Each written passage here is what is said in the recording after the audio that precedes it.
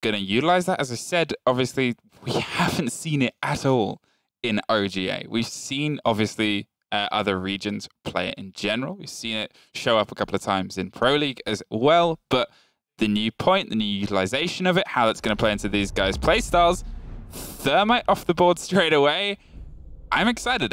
This is obviously the first time we've seen this map. First time Thermite's been banned. Yeah, I think Nip is going to be banning out the Lion here. Although I would really like to see a Hibana ban just to see how the map plays out without any hard breaches. I think it's going to be the Lion ban coming out from Nip because they've pretty consistently banned Lion they've taken off the board. They've taken Echo off the board a few times as well. They're putting a bit of thought into this. Again, this was their choice. Hibana ban? No. Oh. Zofia ban. See, this is why I like to play new maps. We get interesting operator bans. We get interesting strategies and ideas. This is exciting. I'm already excited, and this is just a slow loading screen of operator pictures. So it's going to get crazy as this goes on. But Zofia and Thermite off the board. That frees up Lion. That frees up a lot of possibility. Clash, that's an expected kind of removal there. Yeah, Clash getting removed there from Nip. We're going to see Team 1 with the final ban here. Potentially the Mirror, just because Julio has such a great time on that Mirror, and Mirror can be pretty viable on here. But it is going to be the Echo removed off the board here. Which is kind of surprising because WAG has had such a great time on that. Oh, sorry, it's not surprising because WAG has had such a good time on that. We are going to see Team 1 with the Echo ban. So we'll see how that goes through. We'll see a console office defense. No, actually, going to be a lobby defense to start with. We talk a lot about how maps can be like an attacker or defender-sided. But this map is kind of very, very balanced between the two sides. I love console. I think there's so much you can do with the map. The possibilities for both roam and rotation. There's a lot of possibilities for outside peeking as well, which is not the most surprising thing to see from LATAM games. They use those abilities at gun skill very aggressively and very well. So I think this is just going to be one of those all-to-play-for kind of maps. Granted, it is Nip's pick. They wanted to bring the fight here, and they've been very good across a whole myriad of maps. They've been happy to go pretty much anywhere. They have. I think they're very famous as Latin America team that is very diverse. They're one of the only teams in Latin America that played Villa. And people say, okay, you play Villa, but can you play it well? I mean, they were the only team to take a map from G2 during the Paris Major, and they took it 6-0. They took Villa 6-0 against G2. So that doesn't prove to you that they can play Villa. I don't know what will. But we can see, obviously, they're setting up on this lobby as a first take. Now, lobby and holding control often completely boils down to that vertical. Keeping control above this doorway, making sure that they don't have an easy way in. You can see they're setting up a lot of mirrors. They've got the smoke upstairs as well, or reinforcements and mirrors. Hugsworth's going to be holding that from the hallway above. They're really setting themselves up to lock it down. Again, Valkyrie on this map. Throwing those Valkyries out on those flat sides, it's so much information. It's too much information. Yeah, but you normally see a Valkyrie bank coming through here, so it's kind of surprised that Valkyrie made it through here, and also very surprised that Lion made it through. Although people might say, oh, Thermite ban, that's kind of unusual, but honestly, on this map, we see a lot of Thermite getting banned out just to make that garage defense so much more viable. You can see they're starting to close down against admin. They're pushing down Hugsworth. They're going to try and take this across the top. GDN has rotated to the top of yellow stairs with the smoke instead. So they're not going to pick the fights at the windows. They might give them admin office. They might just give them a little bit of ground control and try and take the fights in a slightly more fortified position by the looks of it. But again, Buck, Julio, starting to dig closer. Now, Buck is an operator we've seen really get utilized well, but also get banned out a few times. So it's nice again to see another often banned operator get his legs out. Yeah, we'll get his legs out indeed. PZD trying to make his way through, trying to go for the ball bang onto the mirror. See if you could get it open quickly, but it is actually going to get open. So very nicely played there, coming out. As Team 1 starting to lose control here. GDN is going to make this rotate through into the bathroom if he can. There's still a lot of operators from Team 1 who are upstairs. GDN has managed to rotate to the top of yellow. And it's going to be Panico who could go for a beautiful nitro from below if he sees the opportunity. It's right above him. Can he find it? He does see it. That's going to be a beautiful nitro. That could be a 2K from Panico, and it goes out, but he can't find it. Doesn't. Is that floor destructible? Either.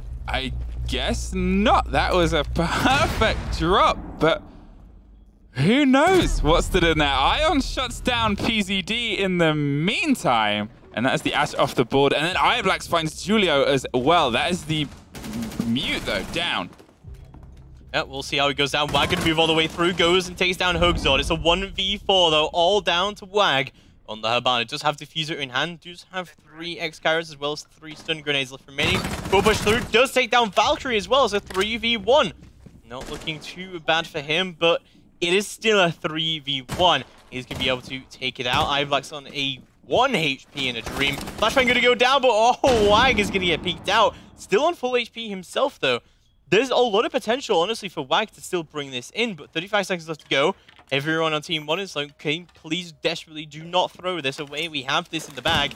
Flashbangs are going to go out, but he does peek Panico. He goes down. Wag could bring this in. As Flashbangs go down onto Anti-Chambers, just going to drop down, tries to find him, but iBlax will shut him down from the circle desk. Team 1 take round number 1, but almost completely thrown away by them. Almost, almost, and that's the joy of seeing this map. But obviously, that must have not been destructible. That would have been unbelievable to see. I think he was happy that he'd done the right thing there as well, and unfortunately, apparently not. But we go off to a different defender's point, console office meeting room. They're going to rotate upstairs now, try and take the hold upstairs again.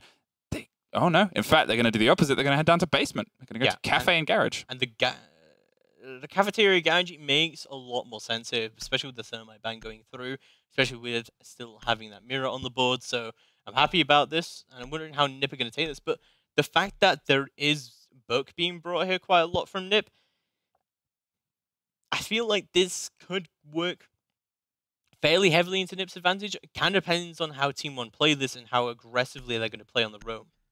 Yeah, definitely. Obviously, you kind of look at the lineup that they've got. And Lion, we saw his E1D got burnt once as they went for the upstairs push, and they kind of ran into a bit of trouble. So, still, again, these are teams that are very capable at information. And we're giving them more and more and more information. Obviously, how much Ion can kind of get away with on the Valkyrie, I think is what's going to be a make or break for Team 1 defense. Because you said it is such a filthy amount of information that Valkyrie can get on this map. I'm still trying to think about that floor and if it's destructible or not, because I don't think that it is destructible. Although, you know, it's just one of those floors that you don't even think about that much. It's not a very contested area, you think. But I think where that is, it's just where the copy room and break room is, that kind of side. And I'm kind of thinking maybe did he put it onto one of those splits where the wall is? Under a vending? I have no idea. I guess you'll never know. Unless you run a terrorist hunt and try and work it out. But until then, you'll never know. And we have Kamikaze starting to close in against the garage side or above the garage. They want to go for admin office again by the looks of it. Panico's setting up those maestros inside. That isn't very familiar and commonplace to try to set the diffuser around the side of the white fan. Again, it'll be interesting to see how much they kind of hold in terms of piano upstairs. They are droning the very top floor. They want to go for a top-down clean. Julio and Wags starting to push against piano just to find their way in. It does look like they've still got a bit of control on the floor. They've only reinforced the bathroom drop-down, however. Yeah, we'll see how it goes down. Lots of drones are going to be coming out here from Nip. And last time, there was no Lion usage coming out at all from Psycho. And that was very disappointing indeed. Didn't see any E1Ds go down. We're going to move into round number 2 and see if they can rectify that. I think we're going to see a fairly conservative strategy coming out from Team 1. You can see they haven't really put anyone on the roam so far. Yeah, they're getting a lot of kind of above control, or vertical control. They're getting a lot of kind of, they're getting themselves set up here, Nip. They're getting a lot of confidence in clearing out. You can see they've got that bottom yellow door open as well. They want to start closing down, and here go the Hibana charges, obviously. They can drop those mutes from above, which it looks like they have. And this is really opening up Team 1 defense.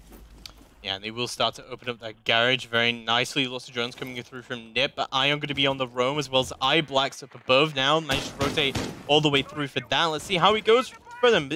They do have a lot of opportunity for the flank here as we move into the final minute, but there is still Lion charges on the board. So if they try and go for the flank and then the Lion goes out, that's going to end very, very badly for them. Panico also in a little bit of a roam here of his own onto the top of Spiral now.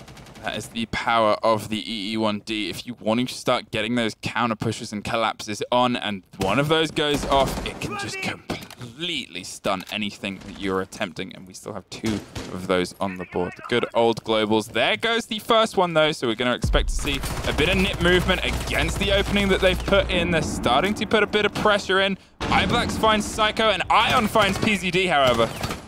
Panico desperately trying to throw the needle. He will do so successfully. Wag goes down. Kamikaze takes Ion. Not looking too good for Nip now in a 2v4, but they do have plenty of utility on the table, but not a lot of time to deploy it. Hugzord is going to be able to pick Julio, and now all down to Kamikaze. Hops him through. Panico finds the kill to Kamikaze. Team 1 takes round number 2. Very, very nicely done so far from them on this consulate defense, and that thermite ban has completely destroyed the attack from Nip. Yeah, it seems like they're really struggling to find their feet here and struggling just to find a confident way to break into these points. Obviously, console officing meeting room is one where you don't need the thermite so explicitly. Hibana can make do here for sure, but at the same time, they've got to start finding a way to just pick apart this Team 1.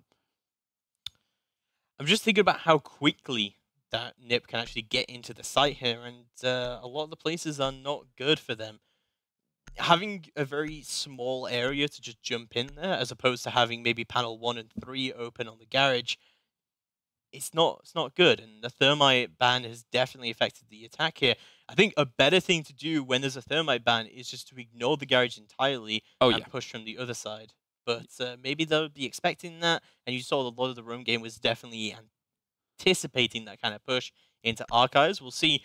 Wag is actually going to be switching off the Hibana and onto the Glass, so no hard breacher from Nip for this one. It's not. There's not a huge amount to go through in terms of hard breach. Generally, a lot of people will either try and take control of admin. There's often the mirror holding up against it, against the reinforced wall, and that's normally the main point of place to put Hibana charges. Obviously, it doesn't mean it's the only place, but it's normally the most common to try to break against a mirror on this point. However, they still have a lot of possibility for smoke. They still have a lot of possibility to freeze a mirror in place with the E1Ds. If used effectively alongside things like the Glass or the Ying, you can really kind of aggressively shut down that mirror. Fairly default mirror as well, as we're talking about it, coming out from Hugzord there, as you could be putting it onto the bathroom. But you know, there's no bandit coming out at all. I mean, there is a Mute, of course, but Mute not as effective as bandit, you think? Yeah, it's the balance of, you know, kind of risk of reward, and you get to you get a smaller area to cover, but you destroy anything that touches it, you destroy anything that goes against it. And when you're kind of holding that kind of stuff at range, and you know so far, I mean, they haven't really been bringing a Twitch, they haven't really been bringing a Thatcher, you'd be able to at least utilize that knowledge to drop whatever they throw against the wall, and then that's a Hibana charge or a set of Hibana charges off the table. And if you are using hard destruction or whatever, that's even worse. That's like such a big take. And that's the same against all utilities. It just adds a risk of being able to take very precious utility. One big thing here as well is that we so rarely see the Lion get through this ban phase that almost every time we've seen a team take a Lion, they haven't even really used it that effectively. It's just out of practice. The rust on the Lion, we've said there's only a few teams that really kind of utilize him and utilized him well, especially in this tournament. Because occasionally he has gone through the ban. It's not an 100% ban right now. There's always a balance of operators. LATAM is a region that likes to do map-specific bans and target-specific bans as well. They're more than happy to utilize them for that. But at the same time, Lion's just been a little bit shaky off the ground. Julio going to be desperately trying to find any sort of pick onto Hugzord that he can, just playing onto that bathroom mirror. But yeah, we haven't really seen too great utility usage coming out from Nip so far. Hopefully they're going to try and rectify that now, as iBlax does manage to find his way in, and Wag, unfortunately, not able to find the pick there, but there we go. Line charge is going to go out. Candelos do go out as well, and Wag finds the kill there, but no, not quite yet. Julio does manage to pick iBlax, however. He sees the yellow outline. How does he not pick the kill onto Hugzord just yet? Moves through onto the yellow stairs, which would be PZD, who picks up Panico, and Wag desperately still trying to find this kill into Hugzord, who is in a very aggressive position right now. Yeah, well, we talked about aggressively clearing that mirror, and there it is, just throwing down the E1Ds, forcing them in a position where they can't really move. Wag finds Ion, Kamikaze finds GDN, and it is now a very low health mirror who's in a tight spot, but finds Kamikaze, almost finds the Ash as well. The second E1D comes off, does find the Ash. Hugzord with a 2K, waiting and waiting, gonna just get detected, knows they need to rotate because they're suffering pressure. but the pressure was too much as Julio cleans up that round for Nip. Much better utility just coming out from Nip there, but I think that upstairs attack is just so much easier. Especially, I mean, as we said, don't really need a hard breacher too much for this, other than potentially dealing with those mirror windows. Much better utility usage overall from Nip though, but much better coordination from them as well. Like they're using the utility, yes, but it's in tandem with other operators as well. That we saw E1D go down at the same time as Candelas were going out and smokes were going out from Glass and the covers coming there, and they're pushing here, and that console take was so much better from Nip because of it. I'm still amazed that Wag didn't find that kill earlier onto Hugzord, but we'll see how it goes down as we move back onto that lobby press room defense, which this was a very interesting defense. I mean, it was almost flawless to start with from Team 1. Yep, obviously they're bringing in, no, they're not. They're deciding between Mute and Capcan there in the 6th pick. And there was the hard destruction for a Thatcher they're going to swap out there. Well, I mean, they probably figure it's either the new site, which is very unlikely, or it's going to be lobby press room. So for this one, again, you don't really need a hard breacher depending on how you take it. Although, I would argue you kind of need a smoke. Or like smoke grenade, sorry. Yeah, you need something to kind of just break that sight line. Obviously, they swapped out of the glass. They're not going to use the glass for any potential long range. And again, we've seen a lot of teams, they'll hold this from vertical. They'll open up their own rotation holes with the drop downs as well. They know that that's so important to take. So as you said, you don't really desperately need hard destruction to get onto the point, because normally the one thing that you'd be wanting to destroy is opened by the defense already. You can use that, obviously, to try to get into the point, but into above the point. Again, the assumption is you don't actually need it. However, as you said, there needs to be something to kind of break the sightline, break the distance, and start getting you in. Whether they're going to start closing down a little bit against Yellow. Capcan's going for some aggression towards the spawn, but since a recent wall was added, can't do that anymore, Capcan. And to that point as well, talking about cutting off sightlines, I would have loved to see like a Patao and a Glass mix here, especially because the defense is really lacking any bulletproof cameras, and it's really lacking in a Maestro as well. So there's not really a lot that Team 1 could do about that if there were a Capitao Glass combo, something that EG run quite a lot. And quite a lot of North American teams in general run quite a lot for this main lobby take. So not seeing that coming out is a little bit confusing for Nip, honestly, but we'll see exactly how they want to take this. But looking at the operator lineup, it kind of feels like they want to just go for just a really heavy rush or an upstairs take. Well, yeah, they are starting to open up silence. There's something that Nip have done is they've kind of got themselves in positions and then gone for a utility-heavy execute, which generally seems to be what they're setting up. Julio is digging for blood on the point above, just going to put a bit of pressure on, hopefully draw the eyes away from anyone potentially outside that main lobby entrance, but they've also got the windows open to Piano. They're also kind of looking in from the side. They still have all the E1D usage as well. Instantly, drone gets dropped up, and they have completely stacked against the side. And you can see that Valk Cam getting so much information about this setup. Has lots of information indeed. Candela's going to go out. Kamikaze almost gets picked, but does get the pick himself. Eyeblast goes down. Wag moves in. Hugzord goes down. Beautiful bit of take coming out here so far from Nip, but Julio does find his death as Ion goes for the run out outside of Visa, but can't find another kill and gets easily traded out by PCD. Now all down to Panico and GDN to try and bring this in. Lots of information coming out from Panico, but still in a good position to try and go for a Nitro Cell here. It's got all the hatches open that he needs to do this to deny the plant going down from Psycho. GDN is going to be holding down a very long angle, but does get droned out. He's going to have to try and rotate down Spiral Stairs. Wants this. Panico with a beautiful Nitro does manage to take down Wag. But the shots are going to come out from Psycho to try and deal it back. But oh, he's going to get down. Panico takes the kill onto the Lion. That's Diffuser down as well. It's all down to Panico in a 1v2. Does have control of the Diffuser though. Kamikaze still has one. Candela moves all the way up, but PZD will take down Panico. Nip secure round number 4 and a much better attack again. But very flawed coming out from Team 1. Kind of all over the place from them. Yeah, it was single point aggression. You saw them push at it at particular points as well. Obviously, we saw the Valkyrie run out, getting very aggressive there, feeding information and tried to get out and stay out. Got one frag, but then ended up trying to go for 3, getting a little bit hungry. Obviously, we saw the push there against the Diffuser carrier towards the end as well, but gives away the position, gives away where you are. So, yeah, as you said, it just seemed a little bit too It's the cursed word over. When people over push, they over rotate, they over move, they overstretch, and then the round's over. There was just a little bit of bad positioning, but I think it's escalated by the fact that now Nip is starting to use Lion much more effectively. Oh, yeah. And it's so terrifying to go against the Lion in that position where you just can't move. You just have to just stand still. But it all just goes against you completely. You find yourself in a very bad position that you can't rotate out of. And then, yeah, the execute just comes through beautifully with them. We see Nip with a beautiful bit of usage there. We're going to see yet another garage attack here. This has been pretty hard to hold on to here for Nip. Before we saw not too much of an impressive attack coming out from them. But maybe this time it's going to be different. Yeah, obviously the usage of Hibana, we say that some of these points you don't really need a hard destruction for. This is definitely one where you do need a hard destruction, and you normally need Thermite to open yourself up just to get that garage wall open, because it can really just pin defenders down. It doesn't give you the point in any sense of the word, but that is a big wall that you need to start getting sightlines on just because of the big obstacles that are also in the center of the point. You have the fan, you have those pillars, you have a lot of things you can't shoot through. You need as much flat sight across this point as possible, and that is how you get it.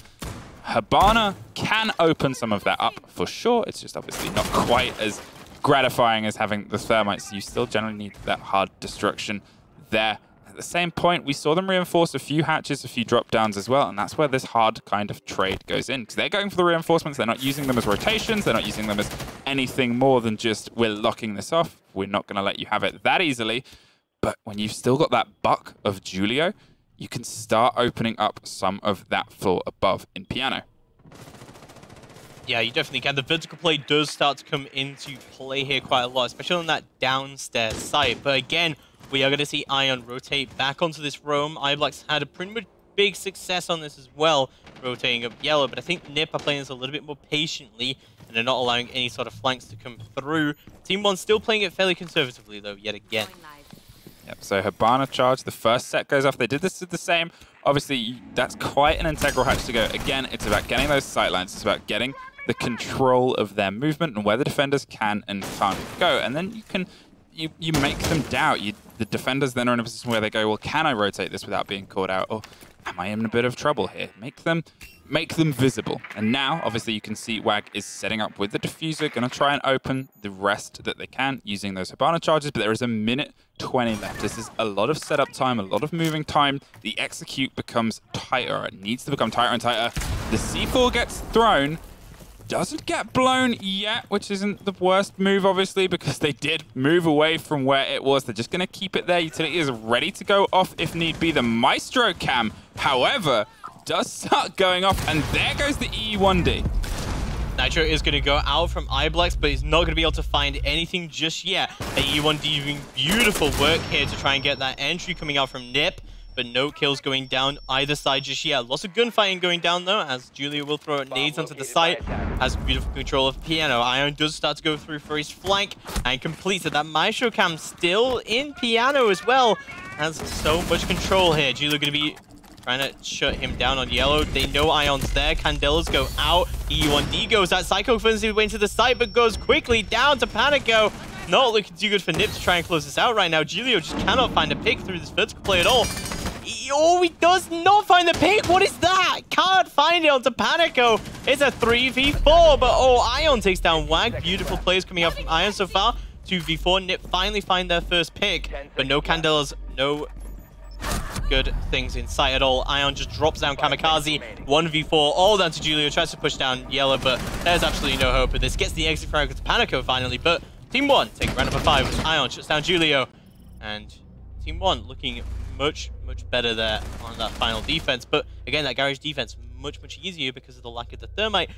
I'm interested now that Team 1 are going to move through onto the attack. How are they going to deal with that garage attack?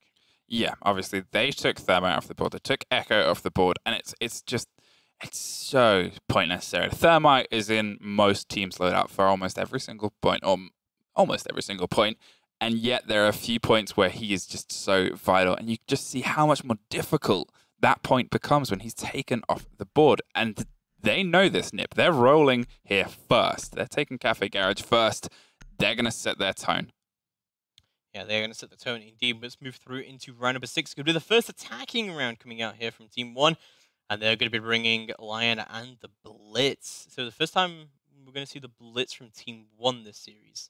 Yeah, so it'll be nice to see, obviously, the combination. We'll see, as we said, one of the most common trends when Lion is on the board is Lion Rust, is that they've just not been able to use him as effectively as they can. Obviously, we saw Nip starting to get back into that Lion style of play as those rounds went on towards the end, where they were using it perfectly in terms of Candelas, in terms of push strength and pressure. It's whether Team 1 are going to face the same kind of just Rust issues. We'll see how it does go through, as we've seen Ninjas in Pyjamas are going to be holding down onto the garage area. So that we've seen pretty strong defenses so far from Team 1. Let's see if Nip can pull off something similar. But also wondering how Team 1 can sort of deal with this on their own attacks. Because as we said, they were the ones to ban out the Thermite. So it's going to be interesting to see how they deal with it. Psycho desperately still trying to chase his drone, but he can't quite find it. It's like Tom and Jerry. So whether Psycho gets his drone or not doesn't really matter. Kamikaze finds a different one, but we saw them setting up mirrors upstairs. Now this is generally a more common way of setting up piano control. At least it's one of the most common ways of setting up piano control, is just giving yourself a mirror, giving yourself some utility in the bathrooms and trying to hold those for as long as possible. Drones are haunting Psycho at the minute, it seems. Just not having a good day with those drones. But it looks like Nip are anticipating this sort of push from the sort of Visa side, at least east side. And this makes the most sense when there's the multiple we already talked about a little bit, where we were kind of anticipating that from Nip a little bit, but no, we are going to see that from Team 1. They were the ones to ban out the Thermite. Clearly, they had the strategy in mind when they did that ban, and the Blitz push is definitely going to escalate that as well. Yeah, now we can see Kamikaze is waiting for them to push down the stairs. Blitz is taking point front and center. Julio might run into the Blitz a little bit sooner than anyone else, but obviously Kamikaze is watching that long sight line. The smoke goes down against the door, but they are starting to try to clear in. Kamikaze finds Panico, and you can see Hugsword is moving in and around servers. A great early pick coming out from Kamikaze there. That's already the Blitz down and out of it. That's not good at all coming out from Team 1. They're really going to have to try to recuperate those numbers and try and go for some refrags here. iBlack's did manage to successfully drop into server. Ion does take down PZD. Looking much, much better for Team 1 to try and take this. But Psycho still holding down their fairly long angles and trying to play around servers. Well, if there's a gun to do it, that is the one that you want, with Kamikaze holding down the backup there. Psycho has pulled back a little bit. Ion finds Kamikaze, however. It doesn't matter what gun you're holding if Ion is on the roll with Ash, as they are. 4 versus 3 now. Still some big operators left on the board in a minute, though. They are a minute, and they are knocking on the door. This is a much, much cleaner way to try to take this point. Push the other side. Don't even bother with that garage door. Go for frags and Wag with a beautiful take against iBlacks. Beautiful shot coming out from Wag. Still using that SMG-11 to its full effectiveness. There's still Lion charges on the board, however, from Hoaxor. There's a beautiful position to push here. 45 seconds left to go on the clock. Julio's still got a Nitro in his back pocket, though, as Hoaxor will start to rotate through onto the top of Spiral. And see what he can do here. But there's still potential for the push. And there we go. Lion Charge is going to come out.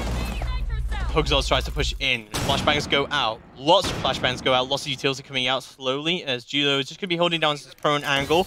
But that E1D is getting expedited there. Ion does find the pick onto Psycho, gets all the way in. Hoaxor TKs GDN, and now it's all down to Hoaxor. Killed his teammate, and now he's going to bring it in himself. Pushes all the way through, doesn't have any flashbangs himself. Nitros go out from Julio and does find him through the wall.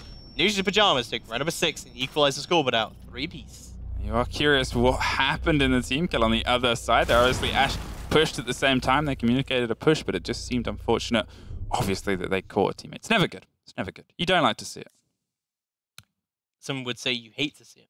Some would say that, but console office and meeting room. We head upstairs to the top floor, and this was obviously the first one that, or one of the 2, in fact, that they managed to take against the defense when Ninjas in Pyjamas were attacking. So it'll be interesting to see how that translates to their defense, because they shut it down fairly quickly, and we talked about this point of not really needing a hard destructor. Yeah, we talked a little bit about not needing hard destructor, maybe with the potential of just taking up mirrors, and we know how powerful Julio is on that mirror. Mirror can be pretty effective on this site, although I really would like to see a castle here from Nip to try and make that a little bit more effective. But actually, there's not going to be anything there from NiP. It's actually going to be the Valkyrie coming out from them, 6-bit coming out from Julio. Fairly surprisingly, but maybe not that surprising. No, I think one of the ones that I'm against a point like this especially that you kind of see quite often as well, that I haven't seen yet, is Blackbeard. Blackbeard is often utilized to kind of control rotations and control movements because he's obviously, as long as he's got a bit of safety and security and they're not just going to run out and pick me, he can be pretty deadly on these windows. Can be pretty deadly indeed. Let's see how it goes down as we move into round number 7. So I don't know, it's looking kind of interesting here because this has been a little bit defender-sided, but I think it's mostly because of that garage defense, right? Yeah, the garage defense is definitely in the hands of the defender. I mean, as we saw there, that was the closest to it actually being lost. There goes the... Oh, Julio is back. Oh, yeah, Julio's in the back. It's the mirror. Yeah, throwing those Valks out the window there. We've seen it generally. It's in the hands of there. But at the same time, NiP put a lot upstairs. They put a lot of... They put a mirror upstairs, they put some reinforcements upstairs, and it kind of, when they took it away from a point that they had it locked down, it didn't really have much of an impact on how the round played out. Well, we'll see how it goes down as we see Team 1 beginning their second attack now, but still very committed to this Lion and Blitz play coming out from them, and I'm interested to see how exactly they're going to try and push off of this, but PCD is playing on the Legion. That's probably going to affect us quite a lot. What? Kamikaze, he just jumps out of console. What was that? He does not manage to find a kill on the board, but Psycho does manage to find the run out, finds one, and he gets away with it. Ion is down already. What is that? He's not even been paying attention, though. That is not a high FOV. He's playing on Panico. Will take down Psycho. And wow, Psycho really living up to his name there. And Kamikaze. Yeah, definitely both living up to their namesakes there. These are the Pyjamas with an early deficit. So, Blitz was there to pick up that frag. Obviously, it looks like they suffered trying to get back in. Gonna go for the reset on Lion. Plenty of time to do it, but again, I believe that run out was themed around the fact that Valkyrie is on the board. We've talked about the information and how much information she can get a team, and this is just one of those maps where it is unparalleled how much Valkyrie can give a team if not shut down. But we can see whether it will be utilized a little bit better. Blitz is just going to push through, but Hugzord is the one that finds the frag on Wag, holding that window there on... Wait, and PZD has to rotate up now.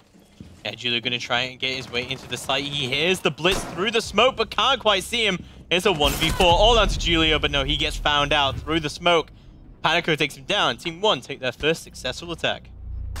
Yeah, you do question some of the decisions in that defense. Really? Like, it's not a good strategy to just send everyone on runouts. But we talk about intel, and we talk about you can be aggressive confidently if you have a lot of intel on the board. And Valkyrie was pretty key to that, as you mentioned. But I really don't know about dedicating 2 operators to that. I can see where they were going with it to try and pick the Lion early on. Yeah, and to be fair, they almost did. Lion was down to final 5 health. That was close to actually dropping the Lion, but again, as soon as you start falling, the speed at which your operator falls versus the reaction speed, especially of this tier of player, you got to guarantee you're going to get the kill whilst you're in the air. Like, that's... Or you got to make the fall much shorter than you do. Definitely. We'll see another console offense defense coming out here from Ninjas to Pyjamas. We'll see how that goes down for them.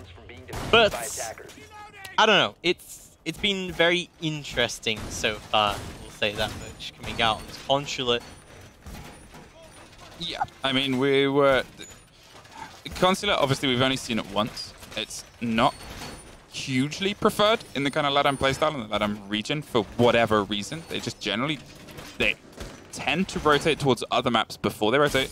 It's the second least played after, above Villa, which is the least played, I believe. So again, seeing these guys kind of adapt to it and seeing these guys play to it, it's almost like they're learning against each other and themselves as they go through it. So it's just how it translates. They just always seem a little bit more gung-ho on this map than any other map. They do that indeed. Julio going to be trying to open up a little bit, and he's going to be sending those Valkyrie cameras out. Still no mirror from Julio, which is interesting, but the Valkyrie did do their job. I mean, it was just kind of unfortunate they didn't pick the Lion as early as they maybe should have. Yeah, definitely. I mean, we said it was exceptionally close to actually picking the line. You can see those Valk camps have gone out. Psycho playing, well, rotating upwards, was playing far underneath, but rotating through Visa and Tellers towards the kind of circle. Yes, stairs, but Hugsword again, they're droning out basement. They're being very slow and steady with it. You saw how aggressive they were, which was perfectly apt to respond to the aggression in the previous round. Yet this time it seems like they're much more playing a playbook approach. They're weighing up their options and they're pushing much slower and going for a full roam clear. Definitely lots of good roam clearing already coming out from Team 1. Something they did pretty well on Oregon. Successfully did not manage to bring in the win for themselves, but they had some pretty good roam clearing coming out on Oregon. We should see that coming out on Consulate now as well. Julio looking poised to try and contest this window on Connector and see what he can do. He does have that Nitro in his back pocket as well. Flashbangs are going to go down onto yellow stairs, but not really any progress being made. Kamikaze going to be ADS juggling, surprisingly, on console there. Yeah, well, you got to bring out the stops on this map. Psycho's still lurking. The roam clear hasn't found him yet. Panico still worried about the bottom of yellow stairs rotation, which was where Pulse is steadily and slowly heading. No, he's going to change path just a little bit. They're going to start pushing up yellow. The battle at the top of yellow stairs has started to take hold. They want to get control there. Again, they're going to drone it out. They're trying to shut down every and any possibility as these smokes go down just to stop any potential push. They were really trying to shut down Kamikaze in there. It looks like E1D charges should start to go out from Hoaxar shortly. There we go. It is going to go out, and the execute is going to start to come in with it. There goes the E1D. We don't see anyone moving from NIP so far. Not really any push coming out there, and no picks from either side just yet.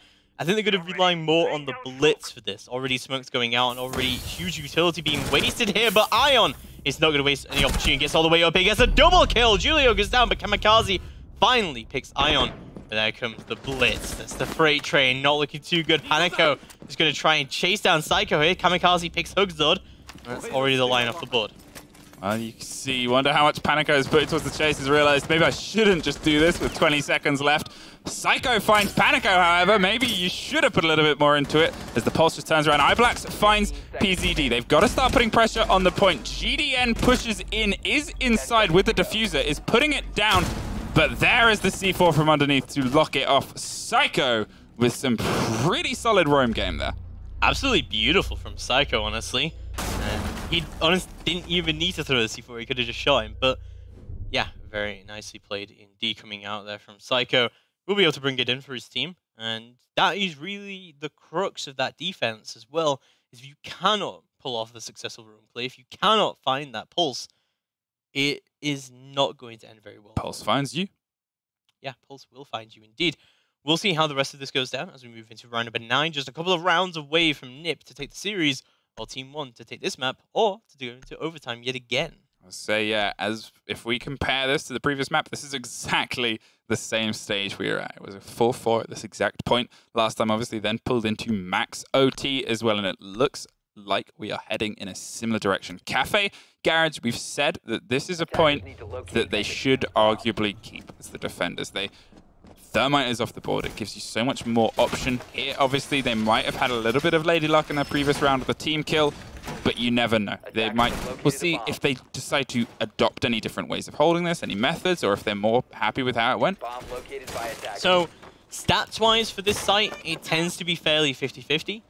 It more depends on the kind of setup, but again, I'm kind of surprised that we don't see, any Capitao coming out from the attack here. Obviously, Sophia is banned, so we're not going to see her coming out. We're seeing Ash pretty much every single round, but yeah, I don't know about this setup again. I'm kind of surprised at how little Latin America really tend to rely on the smoke plants, but this time from NIP, we will indeed see Kamikaze on the Maestro. So, we'll see how that goes down for him.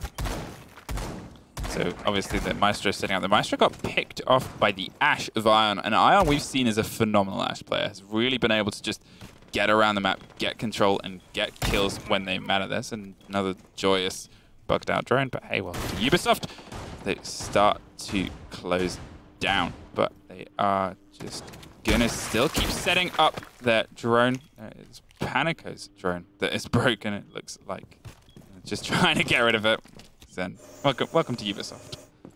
I think Julia is just trying to get them to move the drone so that he can pick it, and they're just absolutely refusing. using to do so. We'll see how he goes down, as we'll see Team 1 just droning all of this out so far, and Julio going to be putting down his mirror windows. But the attack is starting to close down. Obviously, it's 2 minutes left now. Still plenty of time. They're going for quite a big roam clear, and they did this last time, to be fair. Their roam clear was pretty concise. It's something we've always said about Team 1. Their roam clear in the drone game very much on point, and you can see oNe is already wanting to start putting some pressure against the main thing. There's the double swap around mirror windows. Whether they're going to potentially open one of those, no, they're going to keep them both blacked out for now, which is an interesting hold. Was good because it's a very adaptive hold, right? Because if they never open up garage, then you don't have to play the mirror like that. You can play it first, but if they do open the garage, then you open up the other side. So I kind of like that from Julio. We'll see how it does go down, as we'll see Team 1 just starting to slowly gain control. Now here's Hibana opening those sightlines, opening those possibilities. That is all of the X-Kairos utilized. They're starting to get those same drop downs as well, and Buck is starting to dig from above too. They are obviously always going to be concerned about someone coming around, but at the minute, most of the defenders, if not all of them, I believe, are on the floor of the defense, apart from Psycho, who is slightly above on those circular stairs. Wag opens up the frags against iBlacks though, and that is the Buck off the board, and that is a very big take. Yeah, that's a huge pick coming out there as the E1D charge does go out, but there's not really a lot of push potential coming out from Team 1 right now, but they have lost their frag grenades. Of course, oNe, however, is going to be able to move down, tries to pick Wag, and does so successfully. Nitro is going to go out from Julio, doesn't hit the board. oNe finds yet another one. Psycho goes down, but Kamikaze and PZD both find kills of their own. But the diffuser will actually go down. Julio can't find the return frag, but he does. There we go. He runs out to confirm it. He can't actually confirm it. There we go. Hogzord still left on the board here. Julio going to be quick peeking it out, but PZD just going to stick the defuse. He gets it. Nip, take round number 9. Wow, again, it's so hard to get through that hole when you're Hibana.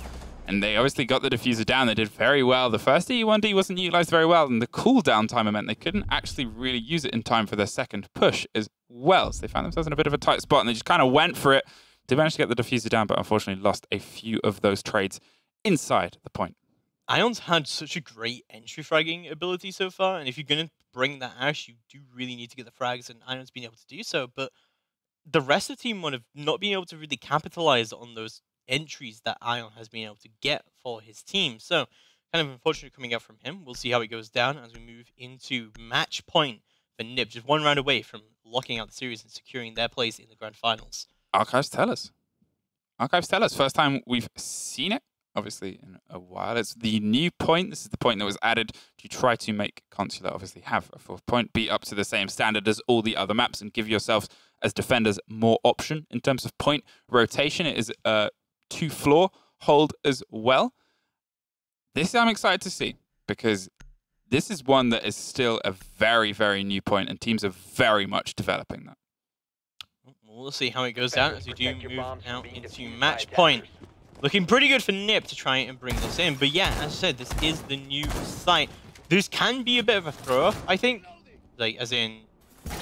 Throw them off. Yeah, really used to attacking this site, maybe. Maybe Nip have a specific strategy they want to bring out for this. And you see Julio going to be playing on the mirror yet again. He's going to be going for this sort of admin hold, although... yeah, for this, you do want a castle, and you'll be bringing that through. So, we'll see how that goes down. And the big advantage as well of bringing a castle here is there's no Zofia, because Zofia is banned. Castle becomes a lot more effective. Oh, yeah. That's the thing about Castle. So, Castle normally, when this kind of tier of game, you see him as a utility. He's like it's like another kind of Jaeger, especially when Zofia's on the board, because it's just an easy take there. But with Zofia off, don't get me wrong, there's still ways to get through. You look at it, and that's much more utility it would take from these guys. Or just 30 seconds of digging. 30 seconds, right? 30 seconds. Now they are starting to close down onto Yellow, putting a lot of pressure onto Psycho here, who's playing that dock, potentially wanting to get into some slightly more spaced out firefights, worried about the sounds of destruction above his head, as rightly so you should be. It'll be interesting to see where they put Panico on this Glaz. We've seen him play a bit of Glaz, but how you utilize Glaz changes from team to team, whether you keep it for sightlines, whether you use him as your entry pusher in the smoke. I guess we'll have to see, because combined with an E1D, that could be monstrous. Could be monstrous indeed. We'll see how it goes down. as Iblex does make his way quickly through onto the anti-chamber. There's quite a lot of control going to Team 1 so far, but Nip are quite happy to let them have it. Hogzod, why would you want EDS there? You could have had an easy kill there. It's not going to go through and through. Kamikaze could be holding fairly aggressively, and Visa Stairs seems to be the name of the game right here for Nip. So Wank firing some bullets. Psycho again still rotating underneath the dock. Free to do a little bit. They're setting up a lot as a group. They seem to want to push wherever they want to push as a group. Obviously, we've seen Buck was moving in and around inside. Kamikaze is playing a little bit further against them, looking for a firefight coming around from the stairwell. And Psycho again still just playing underneath, rotating, ready to push. Here comes the first E1D. Castle's going to set himself up. Does get detected, but they knew he was there already. Sees them pushing a bit closer. There's the spot. Panico in the glass finds the smoke, or in the smoke finds the glass kill. And Ion also finds one as well. PZD rotating down, looks above the Twitch there, and it is suddenly a 2 versus 3. Beautiful pick there from Psycho though, but the diffuser will go down regardless. Julio still does have that nitro available to him, so he could rotate here and do for a beautiful kills going through. E1 decharge will go down, and what? GDN just sat on top of the file cabinet. Does take down Psycho. That's now a 1v3. Panico is actually injured, of course, and Julio will be able to secure that kill as he comes all the way around. Does still have that nitro, so you could just throw it blindly and see if he can try and get a pick so far. Just move slowly into the side. Detonating, what? GDN just walks on top of it. Julio could clutch this out. He's going to be holding it down. It's a 1v1. He's going to hold down to the diffuser, but Hogzod does not have any 1D shells. He's left. He's going to have to move all the way up here. He doesn't find it. What are you doing, Hogzod? Move up. What are you doing? Nip take round number 10 is successful to disable the diffuser. Julio clutches the round in a 1v3. How does he do it? I have no answer for you, Sternup. That was...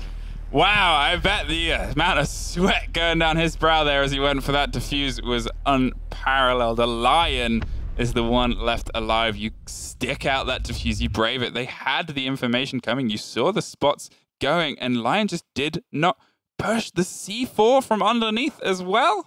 Pros don't fake.